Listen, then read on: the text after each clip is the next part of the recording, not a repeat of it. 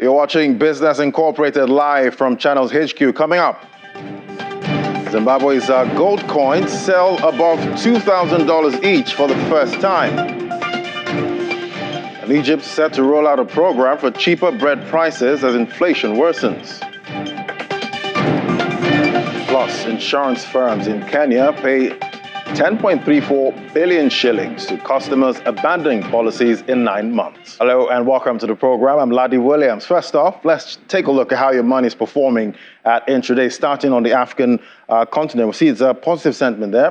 NGX up a big 0.70% at intraday, 52,713 points. And we see in South Africa, it's also a positive sentiment we're seeing there. It's up 0.20%.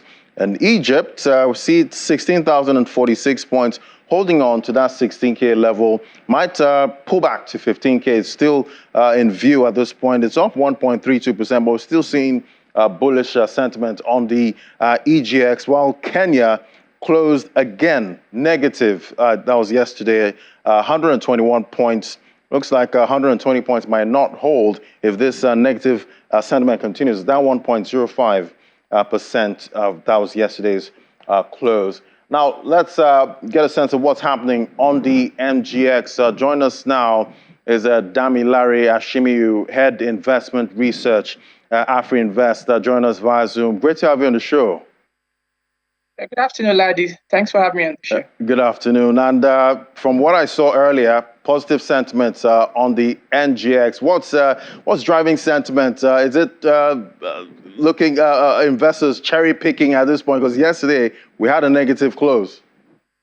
Yeah, absolutely, Ladi. So what is currently driving the market is that investors are actually strategically positioning ahead of final year dividend. You all know that more than 90% of the companies listed on the NGX are having their closure period, which means that FY numbers will be rolled out any moment from early February. And as of about 5 minutes before the commencement of this program, we are seeing tickers like HETE dragging the market northward with about 3% gain. We've seen NESO as well gaining almost 2% as at midday. UB also is pulling the weight. And if you look at these tickers, these are tickers that have a good history of dividend payment. ETH, for instance, paid interim dividend in October, even though the Q2 numbers for its performance was not very impressive. But investors are taking solace in the fact that the business is continuing to expand rapidly. About a month and a half ago, the business was able to secure about almost $195 million financing from the IFC. And recently, last week, the Airtel Nigeria also got the license for both 4G and 5G network expansion. So investors are looking at both near-term gain in terms of dividend, full-year dividend, which announcement and payment will commence from February upward, as well as value that can be gotten in the next foreseeable year. So these are the major drivers that are driving the market, and it's just more of strategic positioning to take advantage of final year dividend. And we're more than halfway, into January. What stocks are on your radar that you think will perform better or outperform the market in January? So I think we will see a lot of interest around tickers that are known for paying a decent dividend. Investors will also be, investors are already wary of what potential disruption from election in case there are issues. But again, there are some tickers that if you look at their performance, even as at 9 months, there are clear indicators that these companies are going to deliver a modest improvement. You talk about MTN that has PAT in the double-digit region of about 22% as of 9 months. You talk of Zenith that has delivered almost 10% PAT. So these are companies that have a track record of dividend payment, and as of 9 months, have delivered a very encouraging performance. Investors will always consider around those tickers is that they'll consolidate on those performance in Q4 and deliver optimally. So basically, I feel that tickers that have history of good dividend payment and have shown resilience in their performance, especially in the first 9 months of 2022, would likely do exceptionally well in January, irrespective of the dynamics in the macroeconomic environment, because investors will position for their dividend earnings. These are tickers. Some of them, their dividend yield is higher than what you get even on Treasury bill that is below 8% for now. And during COVID, globally, we had the pandemic darlings, that time that actually did well, during COVID. And we're in election year, elections kick off next month. Do we have election darlings in Nigeria? Well, maybe not really, right? Because if you look at the structure of the Nigerian market now, the market is largely dominated by domestic players. As of November, foreign investors' participation in the market is less than 20%.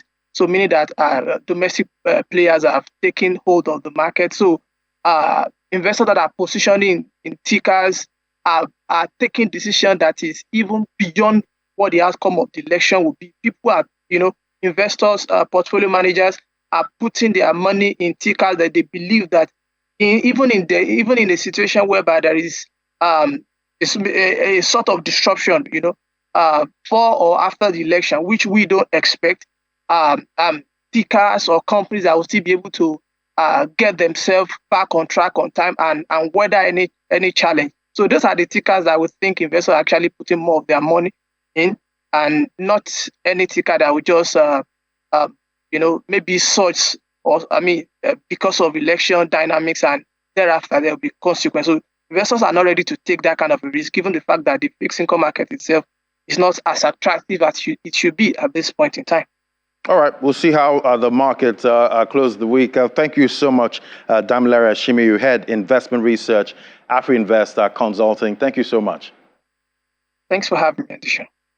All right, so we're having bullish sentiment on the NGX. Let's see. It looks like it's going to continue throughout the day to the close of trade today, but we'll see how that happens. But let's move on to the Middle East now. We see it's mostly positive sentiment we're seeing in the Middle East. So we'll flip over to the United Arab Emirates there. We see it's green, just Abu Dhabi there, marginally up 0.09% at 10,273 points. And we see Dubai, that's up 0.71%, quite bullish at intraday. Let's look at other parts we track. Squarely a positive and negative sentiment we're seeing at this time. Saudi Arabia, that's up about 1%. Yeah, down about 1% at intraday, 10,621 points. And we see Qatar, that's the biggest downer at intraday, is down a big 2.17%. Wonder what's driving that market. Let's head on to Europe now. We see Germany's labor ministry is pushing to enable employees to take paid leave for further training for up to a year or 2 years part-time. Let's bring in Janelle Dumoulin now from DW. Great to have you, Janelle. So a year is a long time to let employees train. What's the reasoning behind the plan? So the idea is that Germany should be transformed into, quote, a republic of continuing education. That's at least according to Hubertus Heil, the German labor minister. The rationale is that Germany is facing a shortage in skilled workers, and that shortage has to be attacked from both sides. So while the government is looking to measures to boost the sheer number of workers via, say, immigration reform, they're also under pressure to make sure existing workers have the right set of skills. And allowing a career break of up to a year or 2 years part-time to allow for further training appears to be the plan it has hit upon. So this is a model that's already been in place in Austria. That's sort of the inspiration now for Germany. And now the terms don't allow, of course, for fully paid leave, but single people would get 60% of their income while on this sort of training holiday. And that number goes up to 67% for people with children.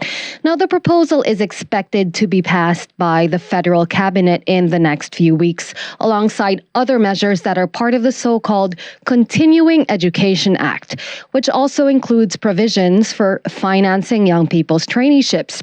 If they say have to move to another region to attend training, then the government would help with relocation costs. In any case, it's all part of this government's push to try and create a workforce able to solve the mismatch between labor supply and demand in this country, with the cabinet expected to pass the law in the next few weeks. And I'm sure employers will have a lot to say about that. How are German businesses reacting to the proposal? Well, this is the sticking point. For employees, the ability to avail of this benefit is dependent on the employer's approval. And it's hard to imagine the majority of employers being enthusiastic about the prospect of their employees being out of commission for a year or more. And indeed, the Association of Mid-Sized Companies here in Germany has complained about the proposal, saying it ignores the operational realities that businesses are confronted with. In addition, the association said that businesses would have to be compensated for the gap a worker away on training would create. So they've also pointed out that there's an unresolved question of what happens when the employees then return and so on. Suffice to say, there's definitely resistance on the part of employers to the law and definitely some challenges to making sure that there's widespread application of this measure once it does come to pass. All right, we'll keep tracking that. How are the markets looking today in Europe? Well, European shares are looking more downbeat today, and that is after China put in its poorest growth figures in nearly half a century, as especially the last quarter was hit by COVID-19 rules and persistent problems on the property markets. Meanwhile, the World Economic Forum in Davos is still ongoing, with recession fears ever present in the minds of the business elite. So 2/3 of private and public sector chief economists surveyed by the World Economic Forum say they expect a global recession this year, with some 18% considering it extremely likely. And that's more than twice as many as in the previous survey conducted in September 2022. Here in Germany, there are also fresh inflation figures showing that inflation dipped to 8.6% in December compared to 10% the previous month. That's down to lower energy costs. The consumer price index, measured according to EU harmonized standards, rose by 9.6% year on year in December, which is much slower than November's 11.3% increase. And obviously, we see China moving markets today. Thank you so much, Janelle Dumoulin, right there in Berlin. Thank you. All right, let's move on to other markets now. We see Asia-Pacific markets mostly traded as investors digested a slew of Chinese economic data that's moving markets globally at this point. In mainland China, the Shenzhen component ended the session 0.13% high at 11,800 points. And we see the Nikkei there, 225, up 1.23% at 26,138 points. And we see the Shenzhen component at 11,800 points, also up 0.13%. The Shanghai composite, that's down at 3,224, down 0.1%. Other markets we track in Asia, they're also not looking so bad. This time we see Hong Kong's Hang Seng Index that fell about 0.78% in its final hour of trade. Let's move on to the U.S. markets now. We know it's a shortened holiday, a shortened week, but today the markets are trading. We see stock futures low as investors attempted to keep building on early 2023 momentum and looked ahead to more corporate earnings. Behind me there, we see Dow Jones Industrial Average Futures, that's down 0.19%. S&P 500 holding on to that 4,000 level by hair's breadth there. It's down 0.26%. And we see the tech-heavy NASDAQ, that's down 0.36%. So we're looking to how the markets in the U.S. close. All three of the major indexes are up, coming off a positive first 2 weeks in trading in the new year. The NASDAQ composite is leading the way, up 5.9%, as investors beat up technology shares amid rising hopes of an improving landscape for growth stocks.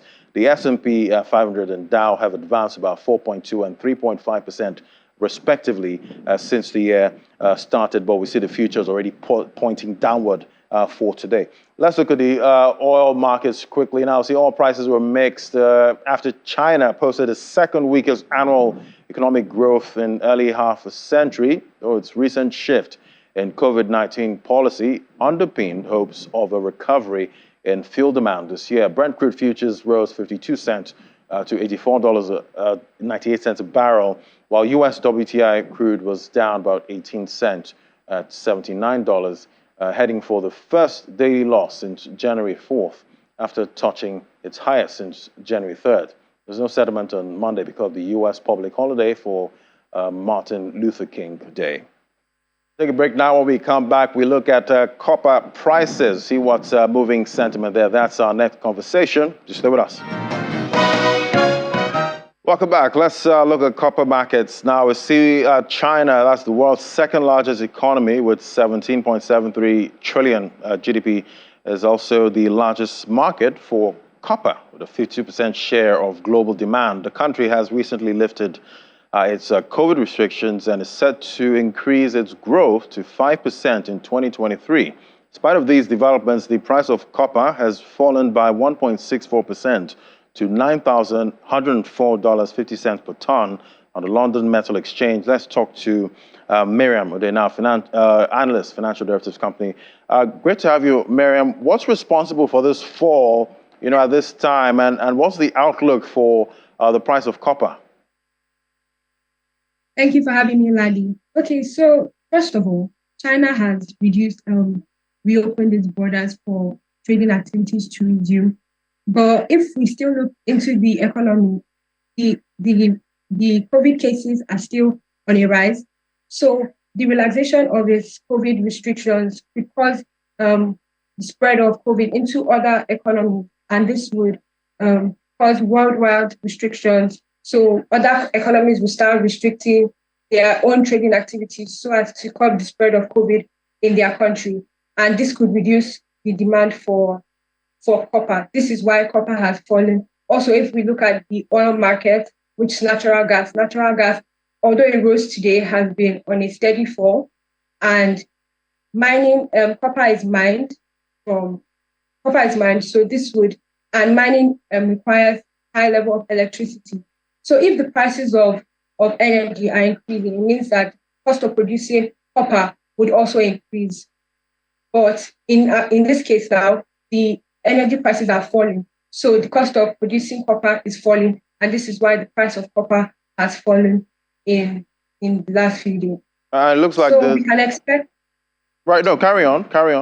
Okay. We can expect copper to begin to rise, as currently, even though it is low, even though it fell for the past 2 days, it is still at a 9% high compared to the first trading day of the year. And this is due to the increased demand for electric vehicles, which copper is a key commodity in its production. Yeah, and I was going to say that we're seeing, most commodities, that have that downward trend when it comes to price after hitting, all those highs in 2022. But, it's all about the recession bells, right now for global economies. We're seeing that, being sounded in Davos, but we still see the EIU is saying that copper prices are still going to rise, in 2023. How's that going to happen? Like I said before, the demand for electric vehicles is on a rise, and there's also a switch to renewable energy sources, such as solar energy, wind energy, and copper is used in the production of this sort of energy, and it's also used in transportation and storage of renewable energy. So with the increase in the demand for renewable energy, we can expect that the demand for copper will also increase. And when there's an increase in demand, then we can expect an increase in the price of copper too.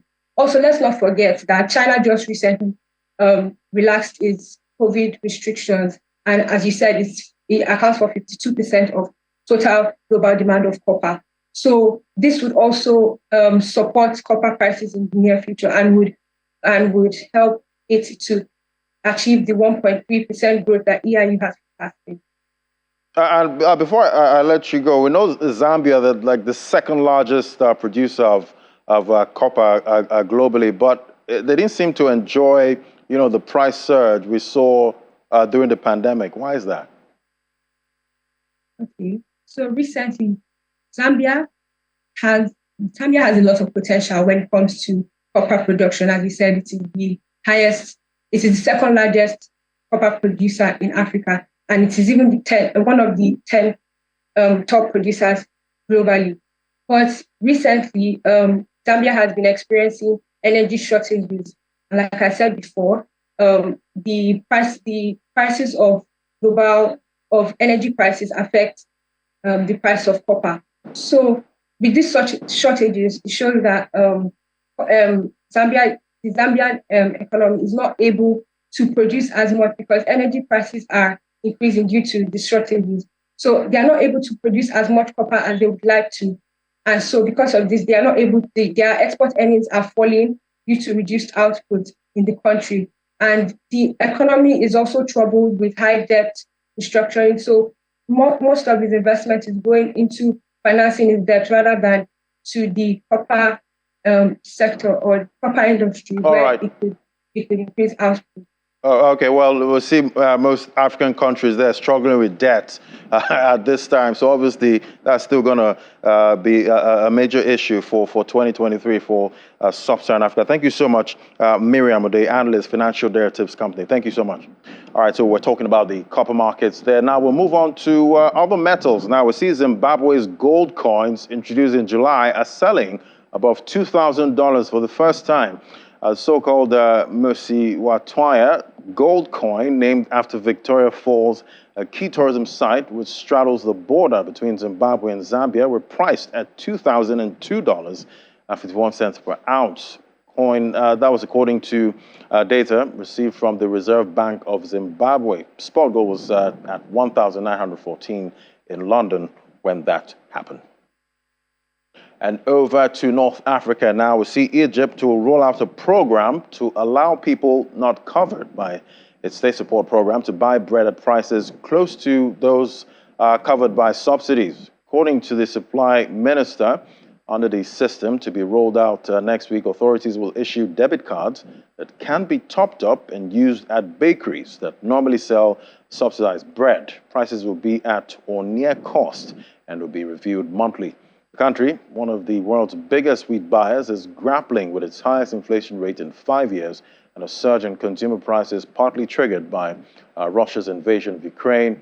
The new program is aimed at offering consumers a cheaper source of bread as well as to ease pressure on states' budget. And insurance firms paid 10.34 billion shillings to customers abandoning policies in 9 months that ended September last year, underlining the economic hardships that continue to rattle families there. Data from the Insurance Regulatory Authority shows the value of policy surrenders during the review period was nearly the same as 10.45 billion shillings that was cashed out in a similar period in 2021. Customers were pulling out of products such as life assurance, pension, and investment products, which are usually long-term in nature.